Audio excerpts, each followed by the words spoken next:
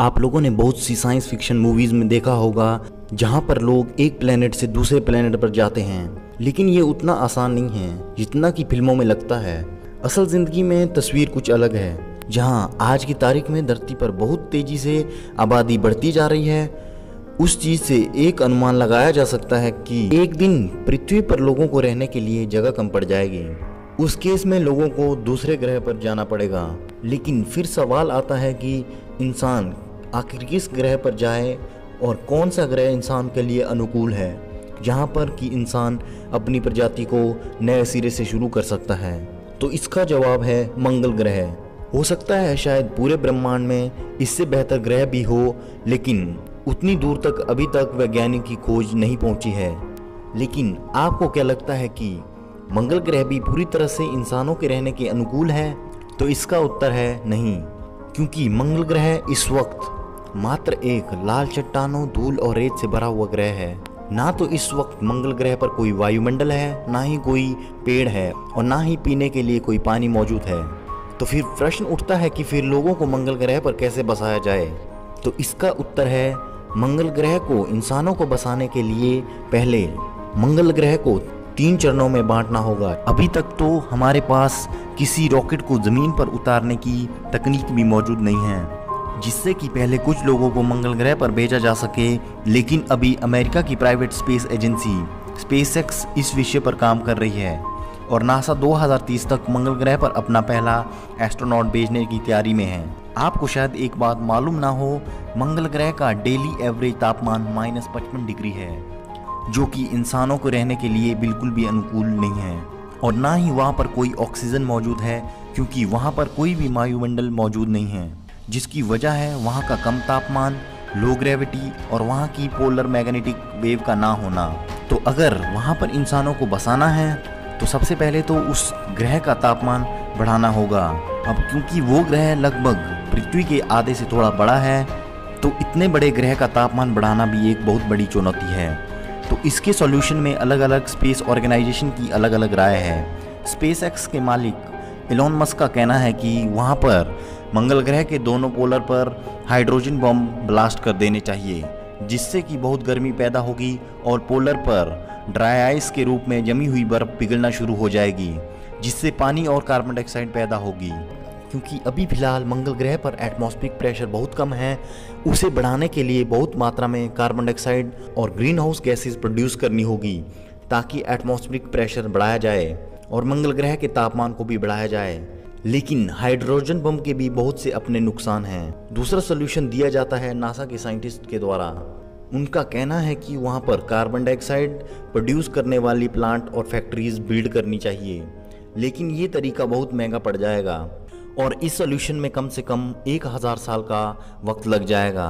तीसरी तरह का सोल्यूशन ये दिया जाता है कि एटॉमिक मिसाइलों को मंगल ग्रह के नज़दीक जाकर उल्का पिंडों से टकराकर मंगल ग्रह पर गर्मी बढ़ाई जा सकती है, जिससे कि उसका तापमान लोगों के रहने के अनुकूल बनाया जा सकता है। गर्मी बढ़ने से असल में होगा ये कि तापमान लोगों के रहने के अनुकूल हो जाएगा।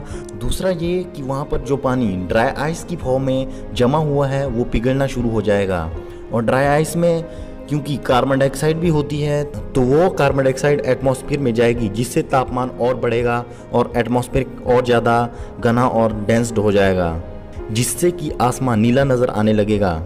लेकिन ये सब करने के बावजूद भी मंगल ग्रह अभी भी लोगों के रहने के अनुकूल नहीं होगा, क्योंकि वहाँ पर पानी और एटमॉस्फेयर तो इस तरह से तैयार हो जाएगा।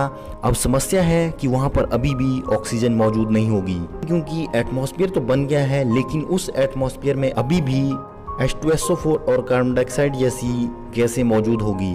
और क्योंकि ड्राई आइस गर्मी की वजह से पिघल जाएगी, तो हो सकता है कि वो पिघली हुई ड्राई आइस यानी कि बना हुआ पानी इवेपोरेट हो जाए और वहाँ पर बारिश होनी शुरू हो जाए।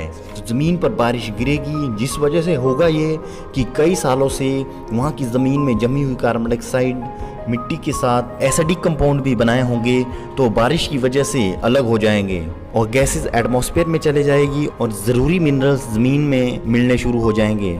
ये सब होने के बाद वहाँ पर फिर पेड़ और घास उगानी होगी, जो कि उस वातावरण के अनुकूल होगी, क्योंकि पेड़ और घास ऑक्सीजन प्रोड्यूस करते हैं, जिस वजह से कई वर्षों के अंदर वातावरण में इतनी ऑक्सीजन प्रोड्यूस हो जाएगी जिससे कि एक सामान्य व्यक्ति सांस ले सकेगा।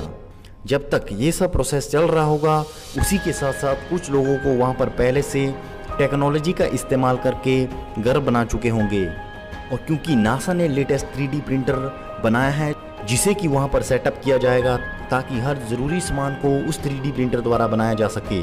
और खेती के लिए भी वहाँ पर अलग से वातावरण को तैयार करना होगा। और ये सब एक दूसरे के समानांतर चल रहा होगा। जहाँ एक तरफ पेड़ पौधे लगाए जा रहे होंगे, वहीं दूसरी ओर टेक्नोलॉजी की मदद से बस्तियां और कृषि के लिए कृत्रिम बाग बनाए जा रहे होंगे। जब मंगल ग्रह पूरी तरह से रहने के अनुकूल हो जाएगा, तब फिर फसलों को मंगल ग्रह की खुली ज़मीन पर उगाया जा सकेगा। लेकिन मंगल ग्रह को पृथ्वी की तरह बनने में तकरीबन 100 साल का वक्त लग जाएगा। लेकिन इंसानों का रहना वहाँ पर अगले 50 साल से ही शुरू हो जाएगा, क्योंकि 2030 में नासा और 2040 तक CNSA यानी कि चाइना और रोसकॉस्मोस यानी कि रशिया मंगल ग्रह पर अपने एस्ट्रोनॉट भेजने वाले हैं। और ये सब इतना आसान भी नहीं है जितना कि आपको यहाँ सुनने में लग रहा होगा और आपने जो साइंस फिक्शन मूवीज़ में भी देखा होगा। असल ज़िंदगी में ये काम कितना मुश्किल है, आप इस बात का अंदाज़ा इसी चीज़ से लगा सकते हो कि अभी तक हमारे पास कोई ऐसी टेक्नोलॉजी नहीं है जिसके बदौलत स्पेसक्राफ्ट को ज़मीन पर सुरक्षित लैंड किया जा सके। क्योंकि लैंडिंग के वक्त स्पेसक्राफ्ट की स्पीड 30 से 40 किलोमीटर पर सेकंड होती है, जो कि बहुत ज़्यादा है। जब स्पेसएक्स अपने एक स्पेसक्राफ्ट की टेस्टिंग कर रहा था तो लैंडिंग के वक्त वो पूरी तरह से ब्लास्ट हो गया था। लेकिन हमें भरोसा है कि एक दिन हम मंगल ग्रह पर ज़रूर जाएंगे। शायद हो सकता है कि आप और हम में से भी किसी को मौका मिले, लेकिन हमारी आने वाली पीढ़ी तो मंगल ग्रह पर ज़रूर होगी। और तब तक हो सकता है कि हमें मंगल ग्रह से दूसरा बेहतर ग्रह भी मिल जाए। तो दोस्तों, आप सभी की क्या राय है इस वीडियो के बारे में, प्लीज़ कमेंट में लिखकर ज़रूर बताइएगा। और आप सबको क्या लगता है कि मंगल ग्रह पर इंसानों को बसाना एक सही डिसीज़न है या नहीं, प्लीज़ कमेंट में लिखकर ज़रूर बताइएगा। अगर आपको ये वीडियो पसंद आई हो तो इस वीडियो को लाइक और शेयर ज़रूर करिएगा। इसी तरह की हमारी अन्य वीडियोस देखने के लिए हमारे इस चैनल को सब्सक्राइब करें। इस वीडियो को अंत तक देखने के लिए आप सभी का बहुत बहुत धन्यवाद।